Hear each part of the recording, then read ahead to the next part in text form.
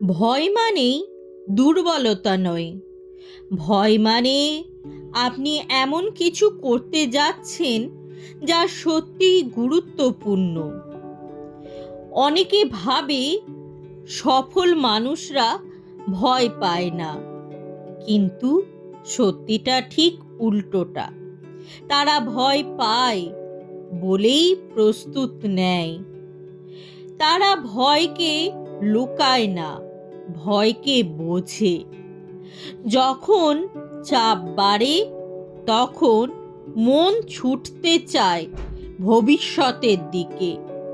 যদি ব্যর্থ হই, যদি ভুল করি, কিন্তু শান্ত মানুষরা একটা কাজই করে, তারা ভবিষ্যৎ নয়, বর্তমানের দিকে মন দেয়। এই মুহূর্তে আমার কি করতে হবে শুধু সেটাতেই ফোকাস রাখে। ভয়কে হারানোর চেষ্টা করো না, ভয়কে শোনো, কারণ ভয় তোমাকে সীমা শেখায়। আর সীমা জানলেই আসে নিয়ন্ত্রণ, আর সেটা তুমি ভয়ের হাতে নিয়ন্ত্রিত হতে থাকবে। এবার তুমি ডিসাইডেড করো যে তুমি ভয়ের হাতে নিয়ন্ত্রিত হতে চাইছো নাকি ভয়ের হাতে নিয়ন্ত্রিত হতে চাইছো না। যদি ভয়ের হাতে নিয়ন্ত্রিত না হতে চাও, তাহলে ভয়কে সীমাবদ্ধ করতে দিও না তোমাকে। ভয় যেন তোমাকে সীমাবদ্ধে আবদ্ধ করতে না পারে। সফলতা আসে একদিনে নয়, দিন দিন প্রতিদিন যুদ্ধের মধ্যে যুদ্ধ করে যেতে হয়।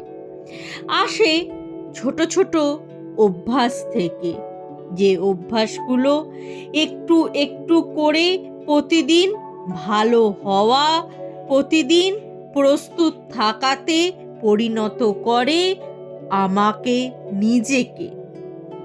নিজেকে তৈরি করে এক নতুন আমিতে, যে আমিটা পুরনো আমির চেয়েও নতুন একটা আমিতে তৈরি হয়। সেই আমিতে থাকে না ভয়, থাকে না কোনো রকম পাপ, থাকে শুধু সাহস আর সত্য। সেই আমিটাই তৈরি করতে চাই। সেই আমিটাই তৈরি করতে চাইলে একটু একটু করে তৈরি করতে হবে। একদিনে কোনোভাবেই সম্ভব নয়। আস্তে আস্তে একটু একটু করে তোমাকে নিজের মতন করে নিজের কাজ করে যেতে হবে। এবার স্বপ্ন নয়, প্রতিক্রিয়াকে কল্পনা করো। শেষ ফল নয়, পরের ধাপটা দেখো। স্বপ্ন দেখে দেখে রাতের পর রাত কাটিয়ে দিলেই চলে না। কিভাবে তুমি সেই কাজটা করবে, সেই প্রক্রিয়াটাকে তুমি কল্পনা করো।